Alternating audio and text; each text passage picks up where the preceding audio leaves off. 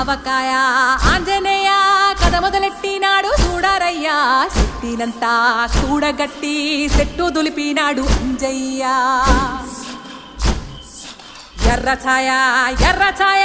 కోతి అవతార వెంటమాయ కత్తి సేత పట్టకుండా కాయ కోసినాడు కపిలయ్య